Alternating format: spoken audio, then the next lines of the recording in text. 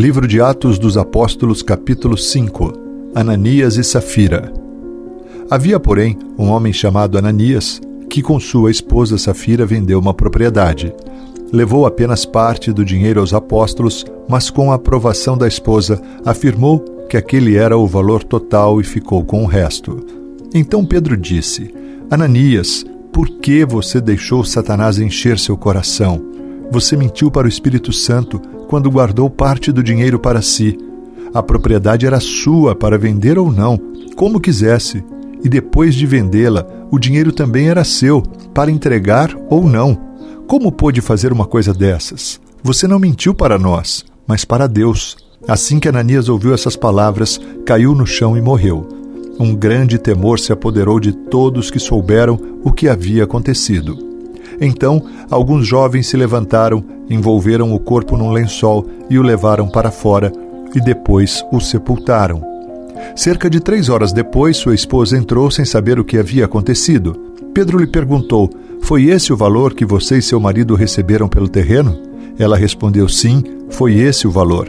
Então Pedro disse: como vocês puderam conspirar para pôr à prova o Espírito do Senhor? Veja, os jovens que sepultaram seu marido estão logo ali, perto da porta, e também levarão você. No mesmo instante ela caiu no chão e morreu. Quando os jovens entraram e viram que ela estava morta, levaram seu corpo para fora e sepultaram ao lado do marido.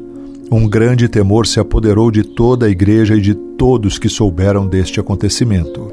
Os apóstolos realizam muitas curas.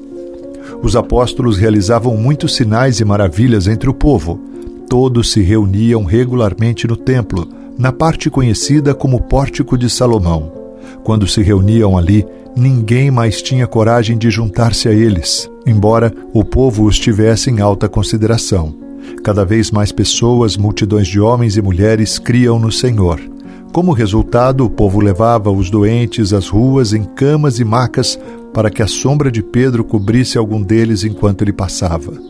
Muita gente vinha das cidades ao redor de Jerusalém, trazendo doentes e atormentados por espíritos impuros, e todos eram curados. Os apóstolos enfrentam oposição. Tomados de inveja, o sumo sacerdote e seus oficiais, que eram os saduceus, prenderam os apóstolos e os colocaram numa prisão pública. Um anjo do Senhor, porém, veio durante a noite, abriu as portas do cárcere e os levou para fora. Vão ao templo e transmitam ao povo esta mensagem de vida, disse ele. Desse modo, ao amanhecer, os apóstolos entraram no templo conforme haviam sido instruídos, e sem demora começaram a ensinar. Mais tarde, o sumo sacerdote e seus oficiais chegaram, reuniram o conselho, isto é, toda a assembleia dos líderes de Israel, e mandaram buscar os apóstolos na prisão. Mas quando os guardas do templo chegaram à prisão, os homens não estavam lá. Então voltaram e contaram. A prisão estava bem trancada, com os guardas vigiando do lado de fora, mas quando abrimos as portas não havia ninguém. Ao ouvir isso, o capitão da guarda do templo e os principais sacerdotes ficaram perplexos e se perguntavam o que aconteceria em seguida. Então, alguém chegou com a seguinte notícia: os homens que os senhores puseram na cadeia estão no templo, ensinando o povo. O capitão e seus guardas foram e prenderam os apóstolos, mas sem violência, pois temiam que o povo os apedrejasse. Em seguida levaram os apóstolos e os apresentaram ao conselho de líderes do povo, onde o sumo sacerdote os confrontou. Nós lhe ordenamos firmemente que nunca mais ensinassem em nome deste homem, disse ele. E mesmo assim, vocês encheram Jerusalém com esse seu ensino e querem nos responsabilizar pela morte dele. Pedro e os apóstolos responderam: devemos obedecer a Deus antes de qualquer autoridade humana.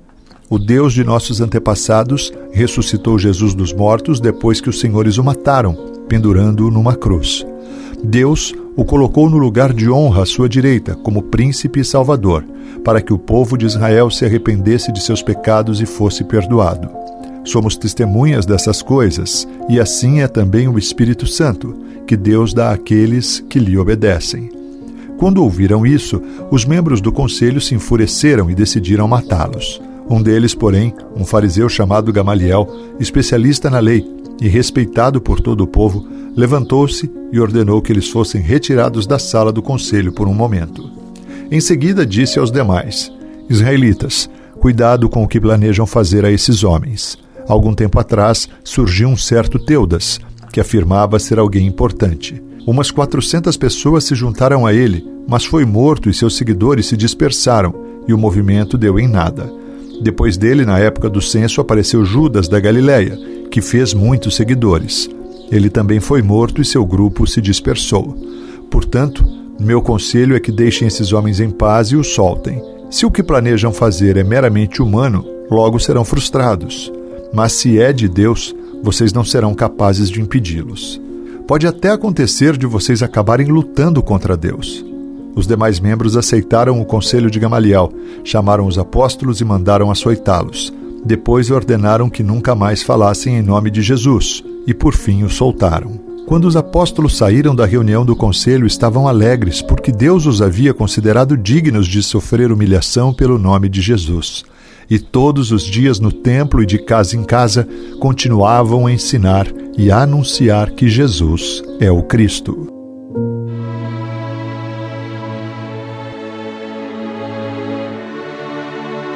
Santo, bendito e poderoso Deus, louvado seja o teu nome, Pai. Toda a terra está cheia da tua glória. Santo, santo, santo é o Senhor.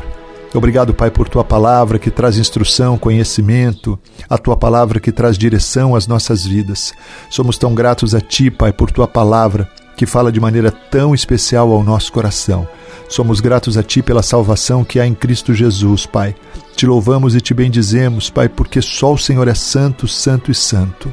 Deus Todo-Poderoso, que nunca nos falte a Tua presença, a Tua provisão, a Tua graça, o Teu favor.